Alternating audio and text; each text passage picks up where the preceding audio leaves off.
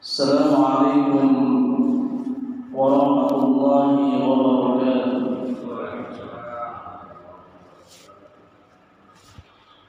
إن الحمد لله نحمده ونستعينه ونستغفره ونعوذ بالله من شرور أنفسنا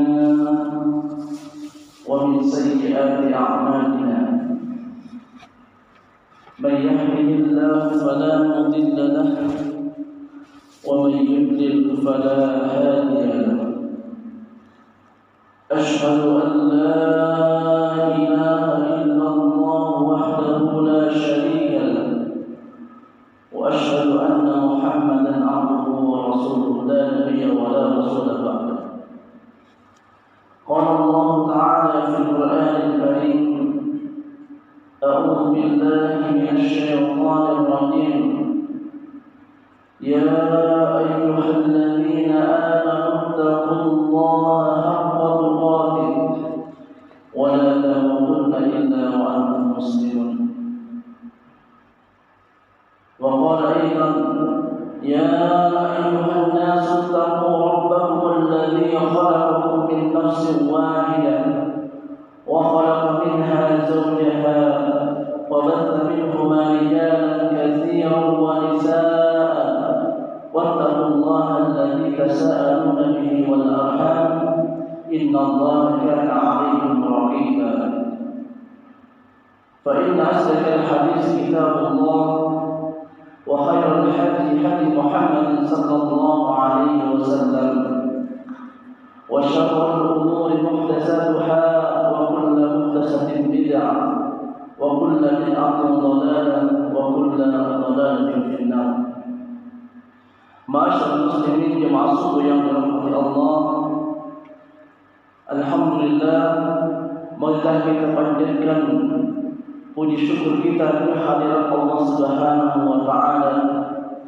Allah yang Maha Pengasih, yang tidak pernah pilih kasih, Allah yang Maha Penyayang, yang sayangnya tidak terbilang, yang selalu memberikan nikmatnya kepada kita sebagai hamba-Nya, dan kita harus bersyukur terhadap nikmat yang Allah berikan kepada kita.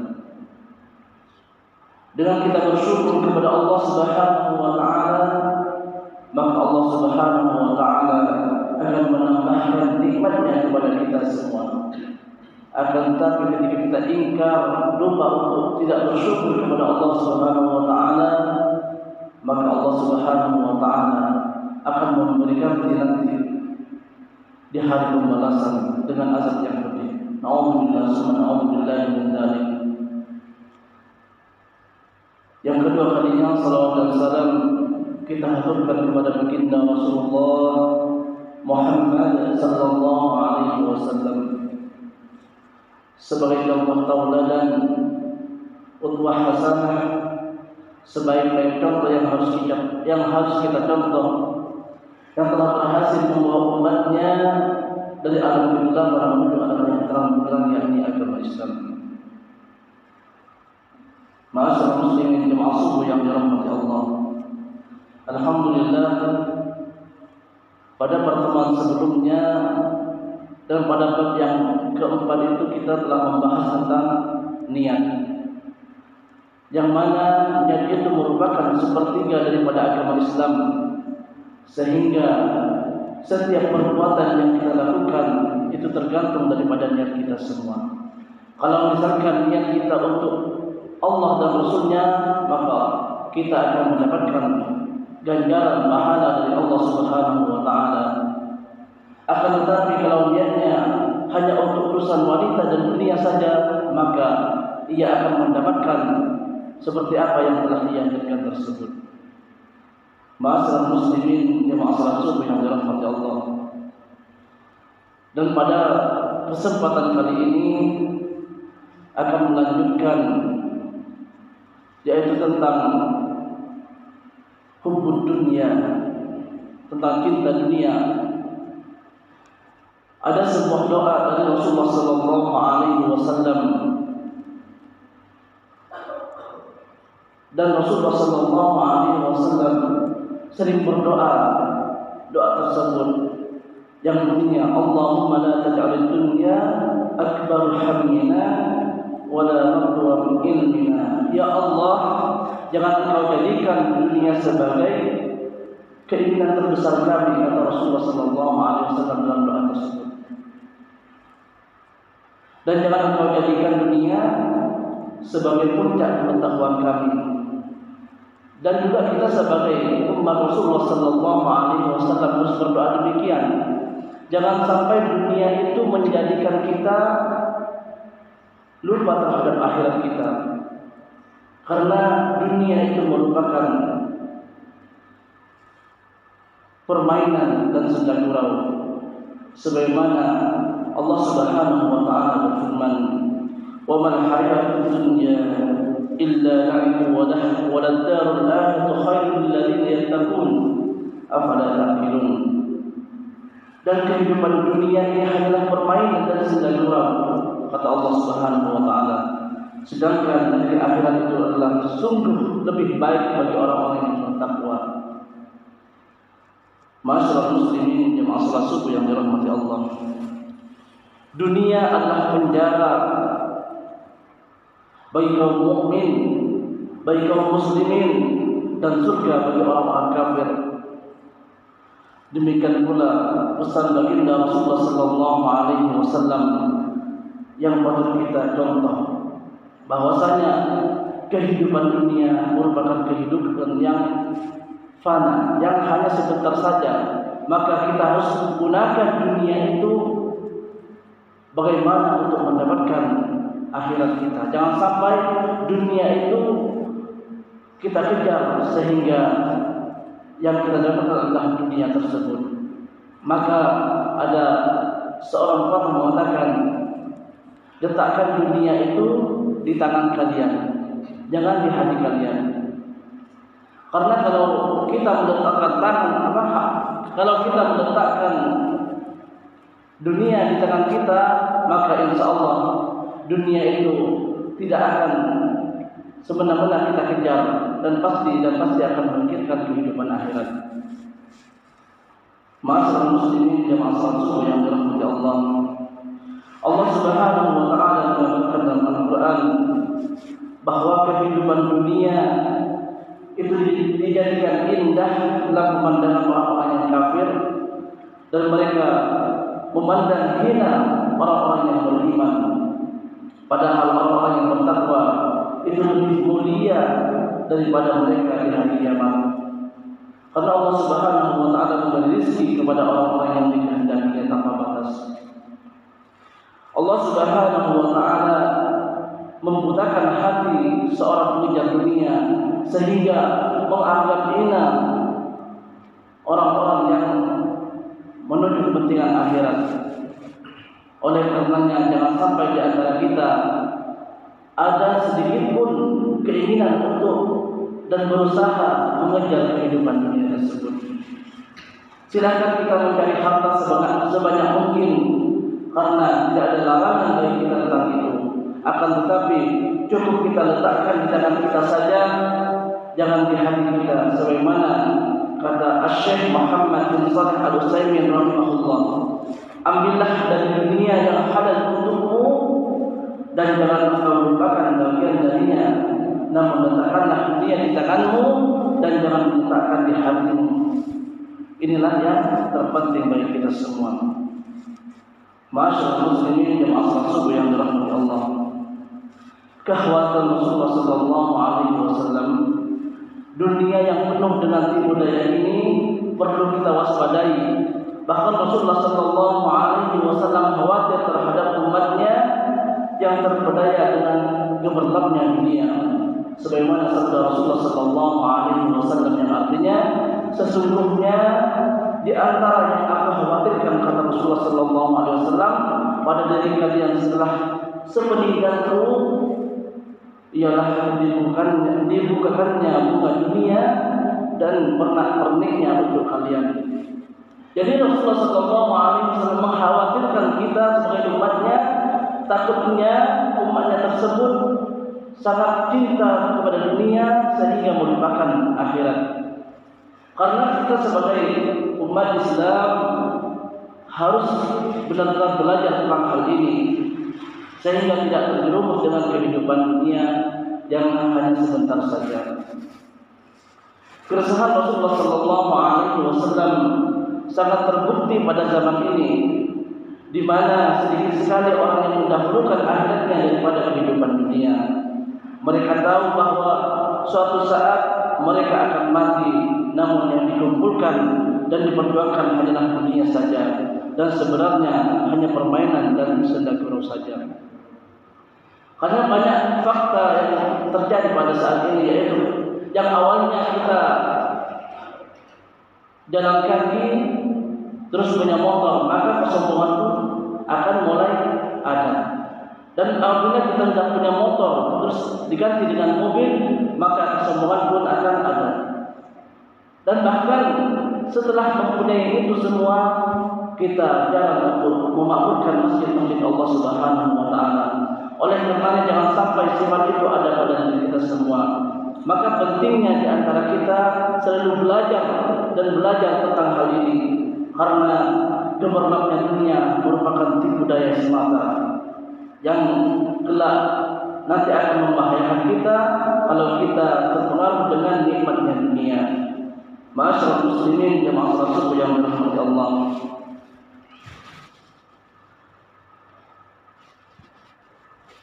Coba kita renungkan ayat berikut, yaitu dalam surah Al-A'la ayat yang ke-16 sampai dengan 17. Bal thuwibal kufaru ma bal tu'thiruna al-hayata ad-dunya wal akhiratu khairu wa abqa. Tetapi kamu orang-orang kafir memilih kehidupan duniawi, sedangkan kehidupan akhirat adalah lebih baik dan lebih kekal. Malik bin Dinar berkata bahwasanya seandainya dunia adalah emas yang akfana ini dan akhirat adalah tembikar yang kekal abadi, maka tentu saja seseorang wajib memilih sesuatu yang kekal abadi, yaitu tembikar tersebut, daripada emas yang nanti akan fana. Padahal sejatinya akhirat adalah emas yang kekal. Emas itu merupakan kekal abadi dan dunia adalah tembikar yang nantinya akan fana. Ini merupakan salah satu daripada penulisan kitab Fathul Qadir. Ini di antara tanda-tandanya, yaitu mengorbankan agama dan lebih memilih kekafiran. Karena banyak di antara kita banyak yang bekerja hanya untuk kepentingan dunia sehingga lupa akan akhirat kita. Banyak orang yang lembur pagi, siang, sore, malam dan lupa untuk taqarrub ila Allah, mendekat diri kepada Allah, sehingga kehidupan dunia tampak enak-enak saja ketika kita menjalaninya, akan tapi belum pernah merasakan dan belum pernah tahu akan akhirat yang akan datang nantinya. Dari Abu Hurairah radhiyallahu anhu, Rasulullah sallallahu alaihi wasallam bersabda, bersegeralah melakukan amal soleh sebelum datang fitnah, yaitu musibah seperti potongan malam yang gelap, yaitu seorang pada waktu pagi dalam keadaan kafir, ada pula yang sore hari dalam keadaan beriman, dan pagi dalam keadaan kafir ia menjual agamanya karena sedikit dari keuntungan dunia. Saking enaknya kita mengejarkan dunia, mengejar kenikmatan dunia, sehingga lupa kepada Allah Subhanahu wa taala sebagai Al-Khaliq, sebagai pencipta dan juga penguasa alam jagat raya ini. Maka di antara kita harus benar-benar banyak belajar tentang hal ini. Juga ketika kita cinta kepada dunia, maka nanti di akhirat akan mendapatkan siksanya Allah Subhanahu wa taala. Dan juga ketika kita cinta dunia, hati kita itu akan menjadi lalai dari mengingat akhirat, sehingga kurang lagi beramal soleh. Ini juga disebutkan oleh Abu Musa Al-Asy'ari radhiyallahu anhu, Rasulullah sallallahu alaihi wasallam bersabda, "Man ahabba dunya adarra bil akhirah, wa man ahabba al-akhirah adarra bid dunya, fa'athiru ma yabghi ala ma yabna."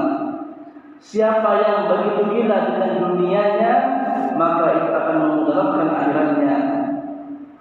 Siapa yang begitu cinta akhiratnya, maka itu itu akan mengurangi kecintaan kepada dunia. Dahulukanlah negeri yang akan kekal abadi, yaitu negeri akhirat, dan negeri yang akan fana ini, yaitu dunia. Masyaallah muslimin jemaah subuh yang dirahmati Allah.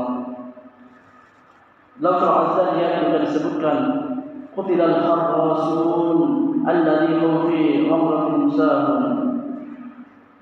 Terkutuklah orang-orang yang banyak berdusta, yaitu orang-orang yang terbenam dengan kebodohan yang lalai. Yang dimaksud dengan alladzina hum fi ghamrah, yaitu mereka buta dan jahil akan perkara akhirat. Sahun yaitu lalai. As-sahwu itu berarti lalai dari sesuatu yang dan hati tidak memperhatikannya, sebagaimana hal-hal yang ditafsirkan oleh para mufassir dalam Al-Quran tersebut. Masyaallah muslimin jemaah subuh yang dirahmati Allah, yaitu ketika kita cinta dunia, kita itu kurang mendapatkan kelezatan ketika berzikir kepada Allah Subhanahu wa taala. Dalam sebuah kitab Majmu' al-Fatwa, Syekhul Islam Ibnu Taimiyah itu menyebutkan perkataan ulama Syam, yaitu Sulaiman Al-Khawwas, zikir bagi hati kedudukannya seperti makanan untuk badan. Ketika badan sakit, tentu seseorang sulit merasakan lezatnya makanan. Demikian pula untuk hati tidak bisa merasakan nikmatnya zikir ketika seseorang terlalu cinta kepada dunia. Masyaallah muslimin jemaah subuh yang dirahmati Allah. Tidak hanya itu, banyak masih tanda-tanda terhadap cinta terhadap dunia ini, yaitu yang di antara gila harta, gila jabatan, gila ketenangan, gila ketenaran, hidup mewah dengan pakaian, makanan dan minuman, dan semuanya itu disibukkan untuk mengejar dunia saja. Ia lupa terhadap akhiratnya. Bahkan juga ia tidak akan sempat lagi bertaqarrub kepada Allah Subhanahu wa taala ketika kenikmatan dunia telah ia rasakan. Ia mengejar dunia juga dengan amalan akhirat. Yang dimaksud dengan mengejar dunia lewat amalan akhirat, yaitu contohnya adalah ketika kita melihat suatu hal yang mewah, maka ia mengatakan salawatin saja untuk mendapatkan iPhone, untuk mendapatkan mobil yang mahal, tapi dalam hal ibadah dia enggan untuk taqarrub kepada Allah Subhanahu wa taala, enggan untuk mendekat diri kepada Allah Subhanahu wa taala. Masyaallah muslimin jemaah subuh yang dirahmati Allah. Kalau kita ingin dunia dan akhirat menjadi baik, itu semuanya butuh ilmu. Sebagaimana telah masyhur sebuah hadis yang dinisbatkan kepada Rasulullah sallallahu alaihi wasallam yang berbunyi, man arada dunya fa alaihi bil ilmi wa man arada al-akhirah fa alaihi bil ilmi wa man aradahuma fa alaihi bil ilmi. Barang siapa yang menginginkan dunia, maka hendaknya ia dengan ilmu. Barang siapa yang menginginkan akhirat, maka hendaknya dengan ilmu. Dan barang siapa menginginkan keduanya, maka hendaknya dengan ilmu. Maka penting sekali di antara kita menghadiri majlis-majlis ilmu.